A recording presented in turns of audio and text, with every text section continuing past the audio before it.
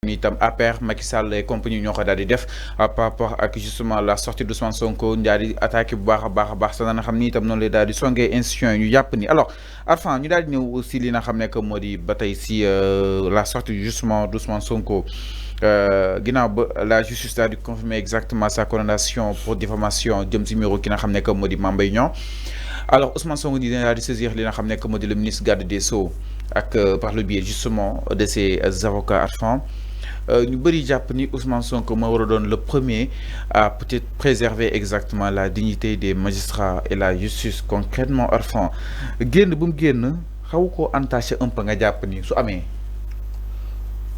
Sëñ Fallou. Je suis d'accord ni que Ousmane Sonko il devait être le premier peut-être ou bien parmi les gens qui défendent cette justice-là. Et il le fait. Mais Ousmane Sonko, magistrat, il n'a pas dit tous les magistrats. Il n'a pas dit tous les magistrats. Il a dit certains magistrats ont été payés pour faire le sale boulot. Mais certains Bob, Magnon, boo demee ci ñoom journalistes yi pourtant du presse bi yëpp a bon mais ay nit dañuy taxaw di naan presse bi am na ay journalistes yoo xamante ne dañ leen fay pour faire le sale boulot ay journalistes yu matul seen liggéey seen lu ñu woote. Pourtant les gens le disent Ousmane Sonko lu muy tiré ci magistrat yi noonu lay tiré ci journalistes yi yow mii tu peux m'en témoigner noonu lay defee ci. ah du yoon moom. non yoon la. la critique. La critique on est né avec. waaw moo tax ñuy critiquer nag Arfan nag. c'est ce que j'ai dit mais yéen vous critiquez. ñu nangul leen ko. voilà vous critiquez vous n'acceptez pas qu'il critique aussi pourtant ay nit ñoo ko nekk di critiquer moom Ousmane Sonko. Mais Ousmane Sonko n'a pas le droit de critiquer quiconque. Vous voyez comment le jeu est. Yen da ngeen accepter ni que war nañu critiquer Ousmane Sonko. Mais si Ousmane Sonko moom critique les autres, c'est un scandale. C'est ça la démocratie. C'est ce que vous appelez la démocratie. C'est ce que vous appelez la liberté d'expression. Pourtant, c'est des juges qui sont là, c'est des avocats qui sont là. Chaque jour, ils tirent sur Ousmane Sonko. Juge d'âme, il y a encore lire. Juge d'âme. Mais juge d'âme, chaque jour, ils tirent sur Sonko. Ainsi que Kazalika. Mais si c'est Ousmane Sonko qui critique, on dit non, c'est un scandale. Warul critiquer magistrat parce que les magistrats, c'est des dieux. C'est des demi-dieux au Sénégal. Ce n'est pas des demi-dieux. Les magistrats, ce n'est pas des demi-dieux au Sénégal. Néna la magistrat mëna djoum.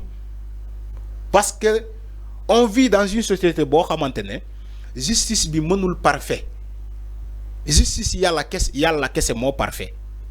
Até yalla mo parfait. Mais bo neké doomu adama mën nga djoum ci sa até. Té aussi il faut accepter la critique. Mais man tay damay né alhamdulillah Ousmane Sonko a critiqué des magistrats. D'accord, lolu mo gën Ousmane Sonko instrumentaliser ces magistrats là pour ñu def le sale boulot. Est-ce que vous vous rendez compte de ce que vous dites? Ousmane Sonko critiquer ay magistrats mo gën fouf que Ousmane Sonko dougal loxom ci magistrature bi légui mu takarnas. Les gens peuvent s'en réjouir. Il est en train de critiquer certains magistrats ouvertement. Non, nous avons fait avant, ouvertement, c'est-à-dire, nous sommes au cœur de la République, au sommet. Ils peuvent discuter justement. Comment ils peuvent en discuter? Enfin, là, discuter. Là. Il n'est pas à la magistrature. Il est le Premier ministre. C'est vrai que Momo Yilif, le ministre de la Justice. Moi, Tamanela, nous Sénégalais. War nañu tàccu le fait que Ousmane Sonko critique certains magistrats ouvertement et non pas s'impliquer. Si il s'implique, ça va faire mal. Pourtant, il peut s'impliquer. En connaissant nos régimes en Afrique, on sait comment s'impliquer dans la justice. Te yo lolu ken ñaanu ko yalla. Te ñom ñoo né rupture jubal jubanti. Mota ñom ils veulent pas s'immiscer sur l'affaire de la justice. Mota né la yan réjouissez-vous quand Ousmane Sonko critique certains magistrats. parce que c'est pas des demi-dieux, c'est pas des dieux. Les magistrats, c'est pas des dieux. Mais quand même, nous sommes banques à sourire Alpha. Oui. Justement. Oui. Ce n'est pas des demi-dieux, mais c'est des représentants. Je suis d'accord. Je suis d'accord. Je suis d'accord. Même. Mais si il fait pas son boulot correctement, comme enseignant, bi nous mu defu des comme journaliste, bi nous mu defu les ligéyam, ngeen accepter, nañu critiquer lolo, mais les magistrats, on n'en touche pas. Personne n'a le droit de dire quoi que ce soit sur un magistrat. C'est des dieux. Mais c'est leurs ultimes convictions. Non, c'est pas des dieux. Décisions. Les décisions de justice sont à respecter. Mais il l'a respecté lui. Tout le monde a respecté les décisions de la justice. D'accord. Nous avons des preuves, des saisir d'accord d'accord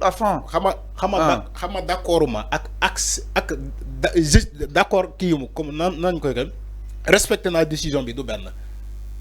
Ousmane Sonko nee d'accordul ci até bi. D'accord. Mais décision bi appliqué nañu ko. Lolu moy décision bi appliqué nañu ko. Bien sûr. Et sans bi. Oui. Donc Mame Ndiaye mën na ñëw jëlaat 200 millions. Il faut demander à la justice. Demande à la justice. Mais lolu la wax fallu. C'est pas à Ousmane Sonko de dire à la justice de ne pas appliquer appliquer les décisions. Non, tu l'as dit. Fallu, il faut être de bonne foi. J'ai pas dit ça. Demandez Ousmane Sonko d'accordul ci até bi. Mais d'accordul, il a le droit.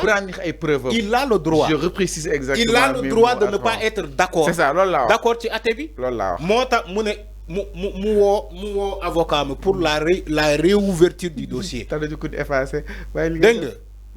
Mota mu wote pour la réouverture du dossier. Moi manam révision du procès. Il appelle à la révision du procès. Okay. Mais c'est pas on dit que bu wote révision du procès, moi il n'accepte pas les décisions. Les décisions de toute façon sont appliquées. Macky Sall kessé ci bopam. Mom kessé Sénégal. Mom mo taxaw né décision duñ ko respecter fi d'ici. Il sera le seul président, Macky Sall, à faire face à la justice et dire que décision bi duñ ko respecter. Bu len wutal Macky Sall benen ki. Il n'a pas de similitude. Mais xamna Macky Sall du nekul débat bi Arfan. Dama né il faut remonter les faits. Walum weyna non woyul yen affaire lolu ngeen di bañ. Yow ci dafa Macky Sall tu veux pas que les gens remontent les faits. Fallu. Même pas. Gis nga tu peux dormir. Non dama xamni walum weyna rek Macky Sall. Tu peux dormir tranquillement. Man Arfan on me canalise pas li ma wara wax. C'est pas à toi de me canaliser yo Fallu. Yo xam nga ma bu baax. Tu peux pas me manipuler. Tu peux pas mëno ma wax lo li ma bëggul wax. Li ma bëgg wax ci plateau bi dam koy wax par force. Yo xam nga lolu. Donc, s'ils analysent des faits, je remonte l'histoire. Mëno ma ko empêcher remonter l'histoire. Je dis Macky Sall. Donc remonte vers l'histoire. Dama né Macky Sall, c'est le seul président depuis 1960 que la justice a rendu un verdict. Macky Sall taxaw né kenn du ko fi respecter. Il est le seul. Il est le seul. Aujourd'hui, ñom ñi di wax tay ci Ousmane Sonko, il devait avoir honte parce que ñom ñoo fi nekkon ak Macky Sall de ne pas respecter les décisions de la justice. Aujourd'hui, ñom ñoy wax ba wër Sénégalais parce que Ousmane Sonko ngagni na ay certains magistrats. Ousmane Sonko yem na ci ay ngagni. Il a critiqué certains magistrats, mais Macky Sall yemul ci lolu. Macky Sall dafa dem ba tuumal ay magistrats ni que dañoo bokk Pastef dañoo bokk ci benn camp politique parce que lu ñu attee moom neexu ko Macky Sall waxu ko fii waa Benno Bokk Yaakaar waxuñu ko magistrat tel ak tel waa Pastef la ñu bokk et les gens l'ont respecté parce que waa APR ñoo ko wax pendant qu'ils étaient au pouvoir ñoom ñoo ko foon dañuy ne Sabassi Faye Pastef la bokk. Son frère, il fait partie des conseillers de la mairie de Ziguinchor. Wa Benno Bokk Yaakaar ñoko wax en étant au pouvoir. Non, ban wa Benno ñoko. Wa Benno Bokk Yaakaar ñoko wax en étant au pouvoir. Mambe ki la ko dégg. Fallou. Madiaba Diagne la ko dégg. Fallou. OK. Wa Benno Bokk Yaakaar ñoko wax en étant au pouvoir la wax. Donc, wa Benno Bokk Yaakaar ñoo fi taxawoon di wax magistrat sangam ak magistrat bi attewoon la première décision de Mame Mbaye Niang ci dossier bi. Dañu ne wa Pastef la. Au moins Ousmane Sonko waxul ni que magistrat tel ak magistrat tel bi ni wa Benno Bokk Yaakaar la Benno Bokk Yaakaar la bokk dafa ne lu ñu attee baaxul loolu kese la wax.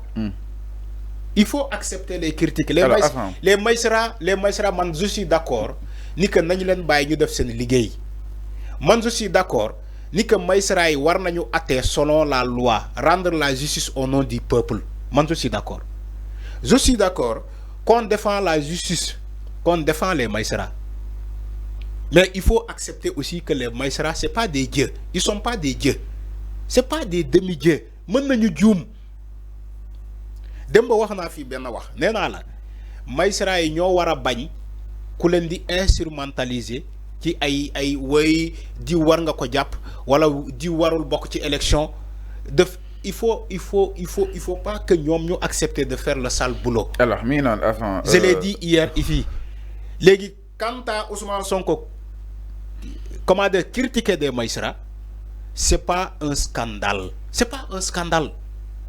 n'est même pas un scandale. Alors mi non saagawul kenn. Alors il n'a pas outré ces magistrats là. Il les a critiqués ouvertement. Loolu moo am. Il faut accepter la critique. Pourtant parfois les enseignants sont critiqués ñu jàpp seen sang-froid. Les journalistes sont critiqués ñu jàpp seen sang-froid. Les médecins sont critiqués. Pourtant ils ont prêté serment comme les magistrats. Médecins yi dañ leen di critiquer ouvertement ñu jàpp seen sang-froid. Alors ñu évoluer. Maintenant on dit que on ne doit pas critiquer les magistrats. Pourquoi? Alors ñu évoluer un peu Arfan par rapport ak wàllu woowu noonu ma ne fàttali ni seen émission li nga xam ne moo di le talk sur les antennes de Sénégal 5 ñu daal di ko actualité tolluwaay réew mi si nu mu gën a yaatoo exactement alors Arfan ginnaaw loolu itam dañuy daal di ñëw si dernier ponk bi nga xam ni itam da nga ko réserver boobu de